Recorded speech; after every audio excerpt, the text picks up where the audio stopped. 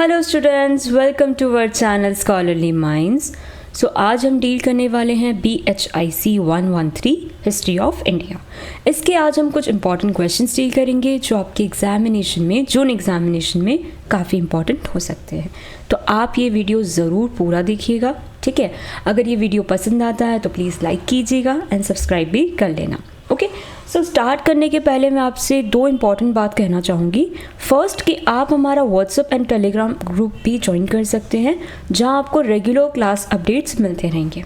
And second important बात कि अगर आपको इस सब्जेक्ट के गेस्ट पेपर्स परचेज करने हो तो आप आ सकते हैं shop.hindustanknowledge.com पर लाइक दिस। यहाँ पे आप अपना सब्जेक्ट को टाइप करके इजीली गेस्ट पेपर्स परचेज कर सकते हैं। इन केस परचेज करने में आपको कोई भी इशू आता है तो you can contact us at 9580023321 पर, okay.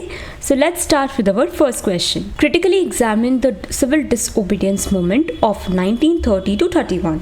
The civil disobedience movement 1930 to 31 was one of the most important phases of India's freedom struggle.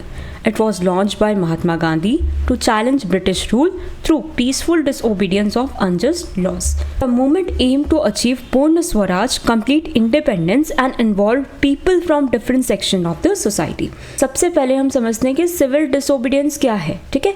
इसका मतलब होता है कि जो गवर्नमेंट के अनजस्ट लॉज हैं एकदम शांतिपूर्ण तरीके से उल्लंघन करना, मतलब उसे वॉयलेट करना, यानी जानबूझकर उन लॉज को ना मानना जो अनजस्ट लगते हैं, जो गलत लगते हैं, जो जिनसे ऐसा लगता है कि ये तो अन्याय है। इसी को सिविल डिसोबीडियंस मूवमेंट कहते हैं।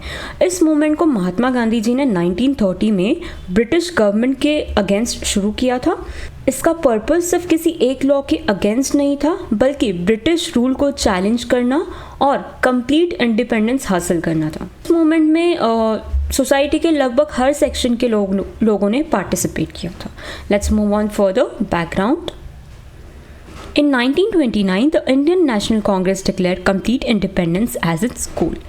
Gandhi chose the SALT law as a symbol of protest because it affected every Indian.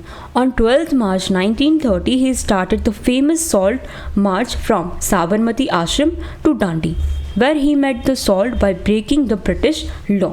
अब सवाल आता है कि ये मूवमेंट शुरू क्यों हुआ था। लेट्स सी, 1929 में इंडियन नेशनल कांग्रेस ने लाहौर सेशन में डिसाइड किया कि अब इंडिया का जो फाइनल गोल होगा वो पूर्ण स्वराज होगा, मतलब कंप्लीट इंडिपेंडेंस ही होगा, ठीक है। इसके बाद गांधी जी ने सोचा कि ऐसा इशू चूज़ किया जाए जो हर इंडियन की लाइफ से जुड़ा हो। तो उन्होंने सॉल्ट लॉ, दैट इज़ नमक कानून को प्रोटेस्ट का सिंबल बनाया था। तो ब्रिटिश गवर्नमेंट ने नमक बनाने और बेचने पर कंट्रोल कर रखा था और लोगों से टैक्स लेती थी। तो नमक एक ऐसी चीज़ थी जो हर गरीब और अमीर आदमी यूज़ करता था, इसलिए गांधी जी ने इसी लॉ को तोड़ने का फैसला लिया था। Major features of the movement: breaking the salt law by making and selling salt, boycott of foreign goods and British institute, refusal to pay certain taxes, peaceful protest, strike and public meetings, participation of women, students, workers, peasants and traders. Now, अब हम इस movement के कुछ important features देखने वाले हैं। दांडी मार्च के बारे में हम थोड़ा जान लेते हैं कि ये 12 मार्च 1930 को गांधी जी ने साबरमती आश्रम से दांडी तक एक लंबी जर्नी शुरू की जिसे दांडी मार्च या सॉल्ट मार्च कहा जाता है, जो यहाँ पर लिखा हुआ है। कई दिन चलने के बाद जब गांधी जी दांडी पहुंचे तो उन्होंने समंदर के किनारे नमक बनाकर ब्रिटिश सॉल्ट लॉ तोड़ दिया। नमक बनाना नहीं था बल्कि ब्रिटिश अथॉरिटी को एक सीधा चैलेंज दिया गया था। इंसिडेंट के साथ सिविल डिसओबीडियंस मूवमेंट ऑफिशियली शुरू हो गया था। अब हम बात करेंगे इसके फीचर्स के बारे में। सॉल्ट लॉ टूट गया था, करेक्ट। उन्होंने समंदर किनारे बनाया था और उसी से सॉल्ट लॉ उन्होंने तोड़ा था। फॉरेन गुड्स को बॉयकॉट किया था और ब्रिटिश इंस्टीट्यूशन को भी बॉयकॉट किया था। उन्होंने कुछ टैक्सेस पे करने से कम्प्लीटली रिफ्यूज़ कर लिया था कि हम टैक्स नहीं पे करेंगे। ठीक है, और पूरी तरीके से नॉन वायलेंट रहा था। ठीक है, गांधी जी ने हमेशा अहिंसा एंड सत्याग्रह पर ही जोर दिया था। We all know this. Participation of women, हर सेक्शन ऑफ द सोसाइटी ने इसमें पार्टिसिपेट किया था। Movement spread across many parts of India and became a nationwide mass movement. इस मूवमेंट की सबसे बड़ी जो खासियत थी वो इसमें ये थी कि इसमें से पॉलिटिशियन ही नहीं बल्कि सारे लोग, विमेन हो गया, स्टूडेंट्स हो गया, हर तरह के लोग इसमें एक्टिवली पार्टिसिपेशन सबने किया था। ओके, अचीवमेंट्स देखते हैं अब। It United millions of Indians in the freedom struggle. इसकी वजह से बहुत से मिलियंस ऑफ द पीपल एक साथ हो चुके थे, एकजुट हो चुके थे इस फ्रीडम स्ट्रगल के लिए। Women participated in large numbers and increasing their role in public. दूसरा अचीवमेंट ये था कि वुमेन ने पहली बार बहुत लार्ज स्केल पर पार्टिसिपेशन किया था। It attracted international attention and expose the unfair policies of British rule. तीसरा जो अचीवमेंट लिखा है यहाँ पर वो ये है कि मूवमेंट की वजह से दुनिया का ध्यान इंडिया की तरफ आ चुका था। जो ब्रिटिश की अनफेयर पॉलिसीज़ है, जो गलत पॉलिसीज़ हैं, वो भी एक्सपोज हुई। The British government was forced to negotiate leading to the Gandhi Irwin pact in 1931. It strengthened the idea of non-violent resistance as a powerful political weapon. अब क्या हुआ था, एक और इम्पॉर्टेंट अचीवमेंट थी, that is Gandhi Irwin pact. British government को गांधी जी के साथ बातचीत करनी पड़ी थी एंड ये दिखाता है कि मूवमेंट ने ब्रिटिश गवर्नमेंट पे प्रेशर क्रिएट कर ही दिया था। एंड सबसे इम्पॉर्टेंट अचीवमेंट ये थी कि नॉन वायलेंस को एक पावरफुल पॉलिटिकल वेपन के रूप में पूरी दुनिया ने देखा, किस तरह से लड़ाई झगड़े ना करके किसी भी चीज़ को अचीव कर सकते हैं। Limitation and critical analysis, movement could not achieve immediate independence. The British government use arrest, लाठी charge, repression to suppress protests. Participation varied across region. Some groups remained less involved. अब हर मोमेंट की तरह इस moment की भी कुछ limitations थी। ठीक है, सबसे पहली लिमिटेशन ये थी कि इंडिया को तुरंत इंडिपेंडेंस तो नहीं मिली और ब्रिटिश गवर्नमेंट ने अरेस्ट भी किए, लाठी चार्ज भी किया, मतलब ऐसा सारे उन्होंने तरीके आजमाए जिससे ये जो प्रोटेस्ट है वो पूरी तरह से कम हो जाए या फिर कमज़ोर पड़ जाए। ठीक है, जो हर रीजन में पार्टिसिपेशन था वो एक जैसा नहीं था। ठीक है, काफ़ी सारे ग्रुप्स थे जो काफ़ी कम हद तक इन्वॉल्व थे, काफ़ी उनका जो इन्वॉल्वमेंट था वो काफ़ी कम था। The Gandhi Irwin pact disappointed many young revolutionaries because the demand for complete independence was not accepted. Gandhi Irwin pact से कई यंग रिवोल्यूशनरीज डिसअपॉइंटेड हो चुके थे क्योंकि उनका मानना ये था कि गांधी जी ने पूर्ण स्वराज की डिमांड पर कॉम्प्रोमाइज़ कर लिया क्योंकि ब्रिटिश गवर्नमेंट ने कंप्लीट इंडिपेंडेंस एक्सेप्ट नहीं की थी। तो बाद में Gandhi ji second round table में कॉन्फ्रेंस में गए थे, जैसे कि आगे लिखा है, after Gandhi attended the second round table conference talks failed and the movement lost momentum. बाद में क्या हुआ था कि Gandhi ji second round table conference में गए थे लेकिन वहाँ कोई पॉजिटिव रिजल्ट नहीं निकला और टॉक्स फेल हो गई, मतलब बातें फेल हो चुकी थी। इसके बाद मूवमेंट धीरे धीरे अपनी स्पीड खो बैठा। Despite this limitation the movement greatly weaken the moral authority of British rule and increase political awareness among ordinary people. लेकिन इन लिमिटेशंस के बावजूद भी एक बात बहुत अच्छी थी, इंपॉर्टेंट थी, कि इस मूवमेंट ने ब्रिटिश रूल की मॉरल अथॉरिटी को बहुत ही ज़्यादा वीक कर दिया था एंड पॉलिटिकल अवेयरनेस, जो आम लोगों के बीच में पॉलिटिकल अवेयरनेस है वो बढ़ चुकी थी। अब हम देखते हैं conclusion. Civil disobedience movement of 1930 to 31 was a turning point in India's national movement. Although it did not immediately achieve independence, it mobilized the masses, strengthened national unity, put great pressure on the British government. Its legacy of non-violent resistance inspired future struggles and played a vital role in India's journey towards freedom. Civil disobedience movement of 1930 to 31 India की freedom struggle का एक बहुत ही बड़ा turning point था। ये movement तुरंत independence तो नहीं लाया लेकिन इसने देश के जो बहुत सारे लोग हैं उनको यूनाइट किया। ठीक है, ब्रिटिश गवर्नमेंट पे प्रेशर क्रिएट किया, है ना, और जो लीगेसी थी कि अहिंसा के साथ हमें ये सारे काम करने हैं, तो इसने फ्यूचर स्ट्रगल्स को भी इंस्पायर किया और बहुत ही इम्पॉर्टेंट रोल प्ले किया इंडिया की जर्नी का, किसकी तरफ, फ्रीडम की तरफ, कि हम किस तरह से फ्रीडम को अचीव कर सकते हैं थ्रू नॉन वायलेंस। ओके, क्या आपको समझ में आता है इतना?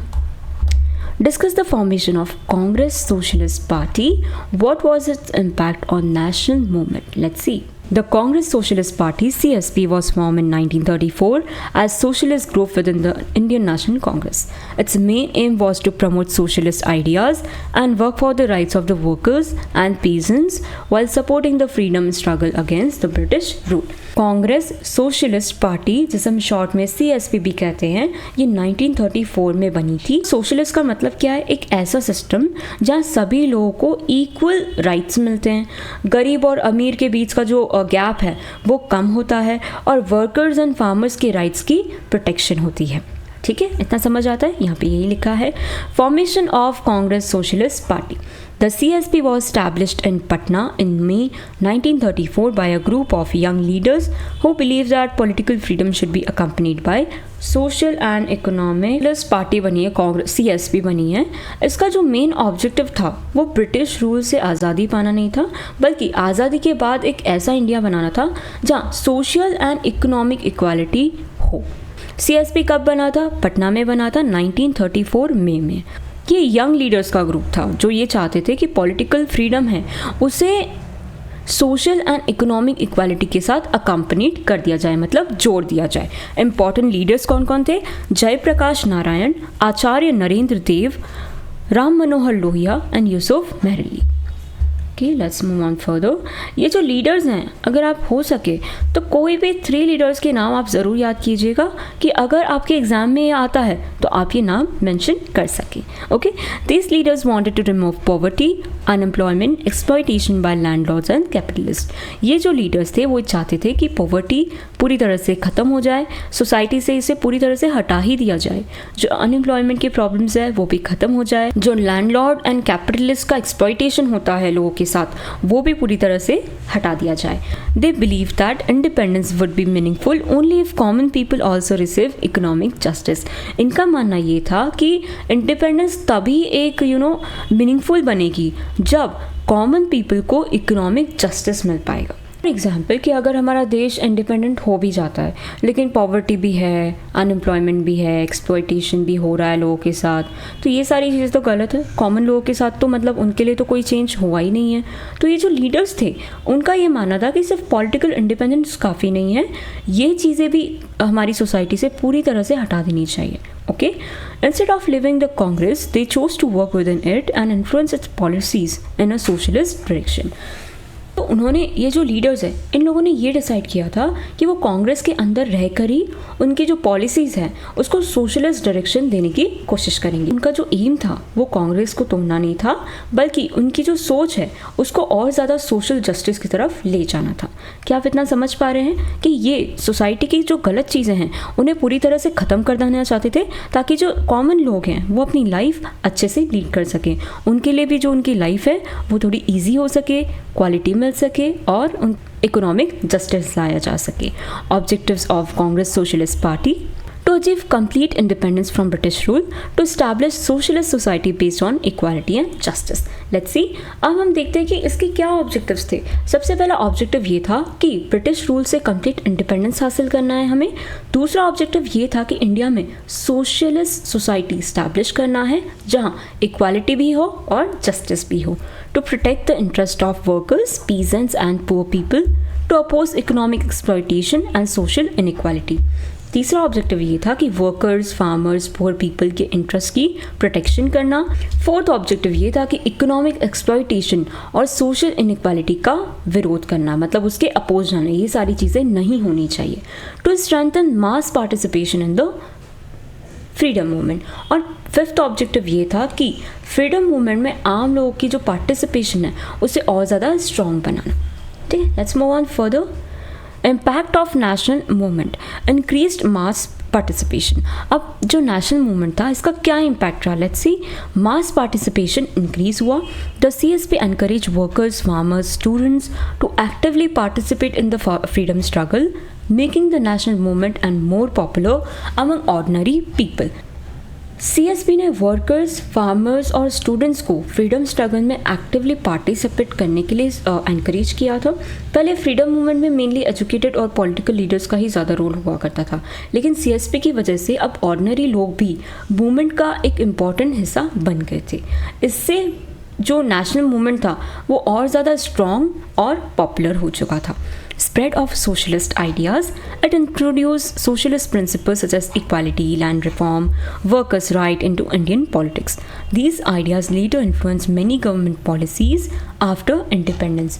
अब CSP ने इंडियन पॉलिटिक्स में सोशलिस्ट आइडिया को इंट्रोड्यूस किया था, जैसे इक्वालिटी हो गई, लैंड रिफॉर्म्स हो गए, वर्कर्स के राइट को प्रोटेक्ट करना हो गया, ठीक है, सोशल जस्टिस हो गया। ये आइडियाज़ बाद में इंडिपेंडेंट इंडिया की गवर्नमेंट पॉलिसीज़ को भी इन्फ्लुएंस करते हैं।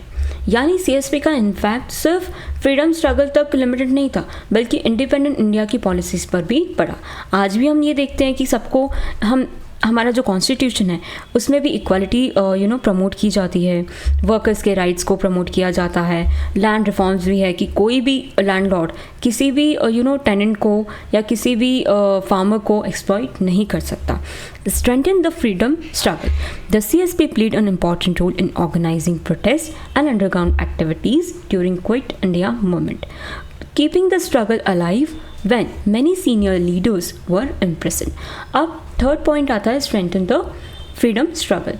1942 के क्विट इंडिया मूवमेंट के टाइम पर जब कांग्रेस के बड़े लीडर्स जेल में थे, तब CSP के लीडर्स ने मूवमेंट को कंटिन्यू रखा था। उन्होंने प्रोटेस्ट ऑर्गेनाइज किए, अंडरग्राउंड एक्टिविटीज़ को भी चालू रखा था। इससे फ्रीडम स्ट्रगल रुकने के बजाय और ज़्यादा स्ट्रांग होता चला गया, ठीक है। एंड अंडरग्राउंड एक्टिविटीज़ का मतलब क्या होता है? पुलिस से बचकर सीक्रेटली मूवमेंट को चलाना, simple, okay. Influence Congress policies. The socialist leader pushed the Indian National Congress to pay greater attention to social justice, rural development and the welfare of weaker section of the society.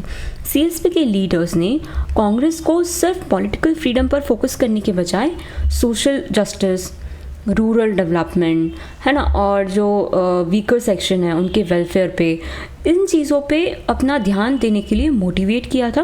And इस वजह से कांग्रेस की जो policies हैं वो और ज़्यादा inclusive बनने लगी।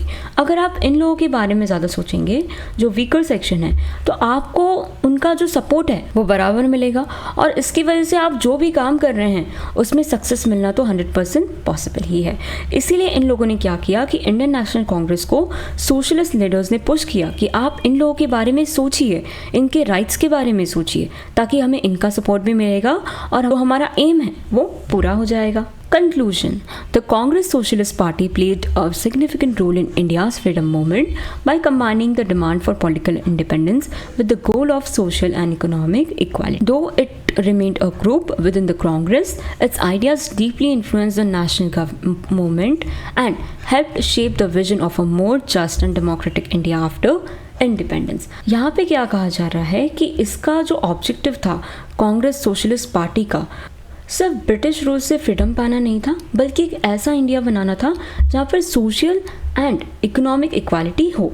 CSP ने वर्कर्स, फार्मर्स, स्टूडेंट्स को फ्रीडम मूवमेंट से जोड़ा, सोशलिस्ट आइडियाज़ को पॉपुलर बनाया एंड क्विट इंडिया मूवमेंट को स्ट्रॉन्ग सपोर्ट दिया। और इससे क्या हुआ, कांग्रेस की जो पॉलिसीज़ है वो सोशल जस्टिस की तरफ इन्फ्लुएंस हो गई थी, ठीक है। इसकी वजह से बहुत सी जो सोसाइटी में बहुत से पॉजिटिव चेंजेस भी आए थे, क्योंकि आप जब भी ऐसे वीकर सेक्शन के बारे में सोचेंगे या उनके राइट्स के बारे में सोचेंगे तो उन्हें कैसे लगेगा कि हाँ, कोई तो हमारा सोच रहा है, तो इस पार्टी का तो हमें सपोर्ट करना ही चाहिए, ठीक है। Let's move on further, give a brief account of Ghadar movement. The Ghadar movement was a revolutionary movement started by Indians living abroad who wanted to free India from British rule through armed struggle. It began in 1913 in the United States and inspired many Indians to fight for independence with courage and patriotism. Ghadar movement India के freedom struggle का एक बहुत ही important revolutionary movement था, okay. इस movement को उन Indians ने शुरू किया था जो अमेरिका, कनाडा जैसे देशों में रहते थे, एंड उनका मानना ये था कि इंडिया को ब्रिटिश रूल से सिर्फ पिटिशन या रिक्वेस्ट से नहीं बल्कि आर्म्ड रेवोल्यूशन से आज़ाद कराया जा सकता है। सिंपल वर्ड्स में कहें तो गदर मूवमेंट का एक ऑब्जेक्टिव था, दैट इज़ ब्रिटिश रूल को ख़त्म करके इंडिया को एक फ्री और इंडिपेंडेंट कंट्री बनाना है। Let's see the origin of Ghadar movement. The movement was started by Ghadar Party in San Francisco, USA. Many Indians living in America, Canada face racial discrimination and believed that India could gain respect only after becoming independent. The movement was led by Lala Hardayal along with other patriotic leaders.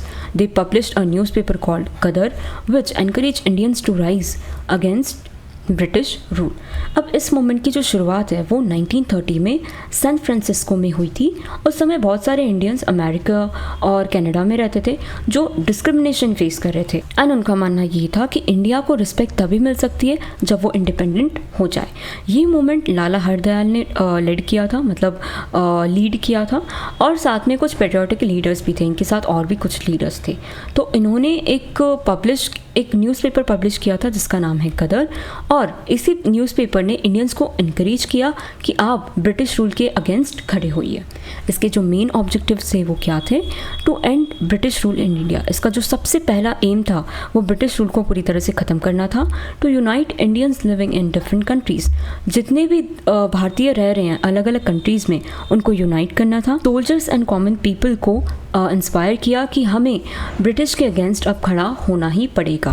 To establish a free and independent India, इसका ये भी तो M था कि हमें India को free करना है और इंडिपेंडेंट बनाना है। The leaders believe that freedom could be achieve through revolution rather than peaceful methods. In leaders का क्या मानना था कि ये रेवोल्यूशन के थ्रू ही अचीव किया जा सकता है, प्यार मोहब्बत से नहीं हो सकता ये काम, ठीक है।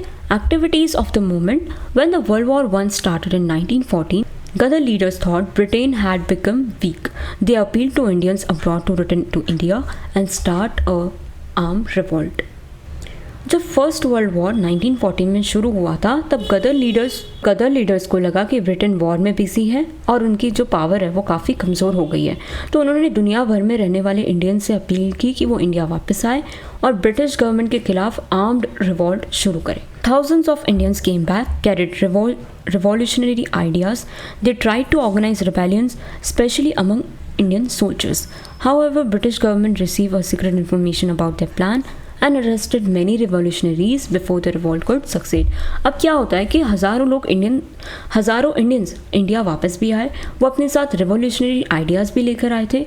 उन्होंने स्पेशली इंडियन आर्मी के जो सोल्जर्स हैं उनको रिवॉल्ट के लिए मोटिवेट करने की पूरी कोशिश की थी, लेकिन ब्रिटिश गवर्नमेंट को कहीं से तो सीक्रेट इन्फॉर्मेशन मिल चुकी थी इनके प्लान्स के बारे में, और इस वजह से उन लोगों ने बहुत सारे रिवॉल्यूशनरीज़ को अरेस्ट कर लिया था और इसी वजह से ये रिवॉल्ट सक्सीड नहीं हो पाया। सिंस दे फेलियर के, let's see, Ghadar movement could not achieve its immediate goal because the British had a strong intelligence system. इनके पास जो इंटेलिजेंस सिस्टम था वो बहुत ही ज़्यादा स्ट्रॉन्ग था। The plan revolt was not well coordinated. ये जो इन्होंने रिवोल्ट प्लान किया था वो कोऑर्डिनेटेड नहीं था, ठीक है, सबका साथ प्रॉपरली उन्हें नहीं मिल पा रहा था। मूवमेंट को पूरे इंडिया में एक साथ ऑर्गेनाइज नहीं किया जा सका, तो इस वजह से क्या हुआ, कोऑर्डिनेशन वीक पड़ गया। मैनी लीडर्स वर अरेस्टेड और फोर्स्ड इनटू एक्साइल। तीसरा रीज़न ये था कि बहुत से लीडर्स अरेस्ट हो गए थे और उन्हें देश भी छोड़ना पड़ गया था। तो जब लीडरशिप वीक हो गई तो मूवमेंट भी कमज़ोर पड़ गया। The movement lack enough weapons and widespread public support. अब इसकी भी कमी पड़ रही थी, वेपन्स की भी कमी थी और वाइड स्प्रेड पब्लिक सपोर्ट की भी कमी थी। रेवोल्यूशन के लिए जितने रिसोर्सेज और जितनी सपोर्ट की ज़रूरत थी वो अवेलेबल नहीं था। इसी वजह से ये जो रिवॉल्ट है वो सक्सेसफुल नहीं रहा, फेल हो गया। Importance of Ghadar movement. Although the movement did not succeed, it had great historical importance. It spread the message of nationalism among Indians living abroad and inspired future freedom fighters. The bravery and sacrifice of Ghadar revolutionaries became a source of motivation for later revolutionary organization and young patriots. The movement also showed that Indians around the world were ready to work together for the country's freedom.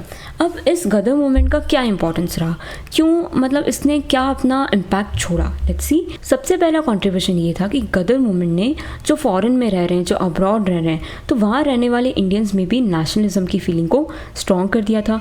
उन्होंने ये दिखाया था चाहे Indian किसी भी country में रहें, सबका अल्टीमेट गोल इंडिया की फ्रीडम ही होना चाहिए। दूसरी इंपॉर्टेंट बात ये थी कि गदर रेवोल्यूशनरीज़ की ब्रेवरी और सैक्रिफाइस ने फ्यूचर रेवोल्यूशनरीज को इंस्पायर किया था। भगत सिंह हो गए और बाकी जो दूसरे यंग रिवॉल्यूशनरीज हो गए, इन्हें भी बहुत ही करेज की मोटिवेशन दी थी, करेक्ट। इसी मूवमेंट ने ये शो किया था कि इंडिया कहीं भी रहें वो एक साथ काम करने के लिए हमेशा तैयार रहते हैं जब भी कंट्री की फ्रीडम की बात आएगी। ये मूवमेंट ग्लोबल इंडियन यूनिटी का एक सिंबल बन गया था। Okay, let's move on to conclusion. The Gadar movement was an important chapter in India's freedom struggle.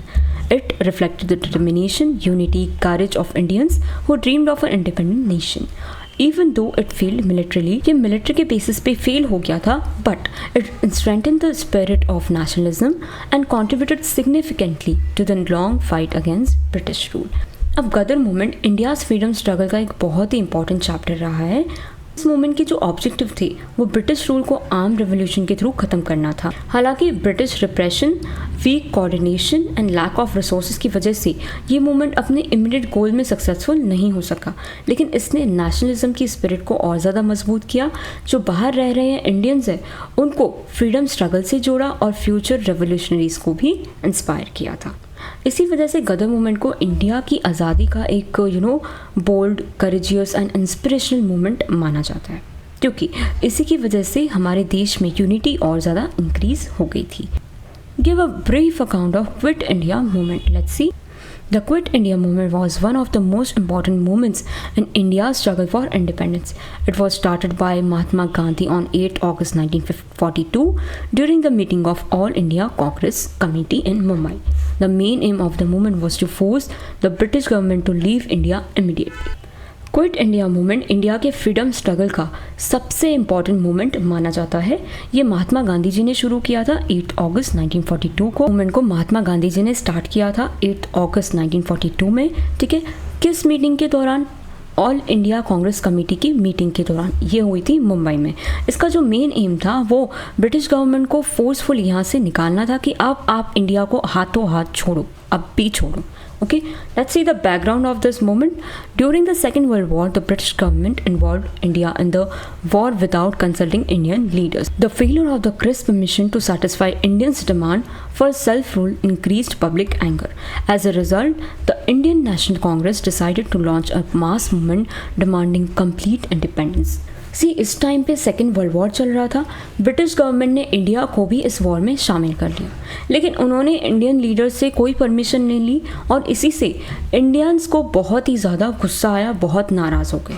तो इसके बाद वो लोग कुछ क्रिस्प मिशन भेजते हैं, लेकिन वो सेल्फ रूल तो मानते ही नहीं है इस बारे में। तो इंडियंस कह चाहते थे कि हमें अपना देश खुद रूल करना है, लेकिन वो लोग नहीं माने। तो इससे जो लोगों का गुस्सा था वो और ज़्यादा बढ़ गया। तो इसके बाद क्या हुआ कि इंडियन नेशनल कांग्रेस ने डिसाइड किया कि अब फाइनल मास मूवमेंट शुरू किया जाएगा एंड इसी डिसीजन के बाद क्विट इंडिया मूवमेंट लॉन्च हुआ। Launch of the movement on 8 August 1942, Mahatma Gandhi gave his famous slogan, "Do or die." He urged Indians to fight peacefully but firmly for freedom. The next day, Gandhi and many other Congress leaders were arrested by British government to stop the movement. अब 8 अगस्त 1942 को मुंबई में all India Congress committee की meeting हुई थी। इसी meeting में महात्मा गांधी ने अपना फेमस स्लोगन दिया था, डू और डाई, या तो इंडिया को आज़ाद करा लो या इस मिशन के लिए अपनी पूरी ज़िंदगी लगा दो। तो गांधी जी ने लोगों से भी अपील की थी कि वो एकदम नॉन वायलेंस के साथ इस ब्रिटिश रूल के खिलाफ स्ट्रगल करेंगे। फ्रीडम के लिए आपको पूरी हिम्मत से खड़ा होना पड़ेगा। ठीक है, लेकिन मूवमेंट शुरू होने के अगले ही दिन ब्रिटिश गवर्नमेंट ने गांधी जी को अरेस्ट कर लिया और कांग्रेस के लगभग जितने भी बड़े लीडर्स थे उनको भी अरेस्ट कर लिया। तो ब्रिटिश का मानना ये था कि लीडर्स को जेल में डाल देंगे तो मूवमेंट खत्म हो जाएगा। Okay, let's see major features. The movement spread rapidly across villages, towns and cities. अब ये जो मूवमेंट था वो बहुत ही तेज़ी से हर गांव में, हर टाउन में, हर सिटी में फैलने लगा। स्टूडेंट, वर्कर, फार्मर, विमेन, ये सब लोगों ने एक्टिवली पार्टिसिपेट किया कि अब तो हमको इंडिपेंडेंस चाहिए। Many people organise strike, protest, demonstration. बहुत लोगों ने स्ट्राइक ऑर्गेनाइज की, प्रोटेस्ट किए। In some places, communication lines, railway track, government offices were attacked as a sign of resistance. ऐसी जगह पर जैसे कम्युनिकेशन लाइंस हो गया, रेलवे ट्रैक्स हो गया, यहाँ पर भी अटैक किए गए। उनका ये ऑब्जेक्टिव था कि किसी भी तरह ब्रिटिश गवर्नमेंट को वीक बनाना ही है, करना ही है। Since most leaders were in jail, local people took charge and continue the struggle. क्योंकि बहुत से बड़े लीडर्स जेल में थे, तो जो आम लोग हैं उन्होंने इसका चार्ज लिया और स्ट्रगल को कंटिन्यू रखा। तो ब्रिटिश का क्या रिस्पॉन्स था इसके against? Let's see. British government use strict measure to suppress the movement. उन्होंने स्ट्रिक्ट मेजर्स को यूज़ किया ताकि ये जो मूवमेंट है उसे पूरी तरह से दबा दिया जाए। Thousands of people were arrested, many were injured and several lost their life during police firing. अब बहुत लोगों को अरेस्ट कर लिया, बहुत लोग घायल हो गए और कुछ लोगों की जान भी चली गई क्योंकि पुलिस ने क्या किया था? फायरिंग की थी। Newspapers were censored, public meetings were banned. Despite this action, the spirit of nationalism remained strong.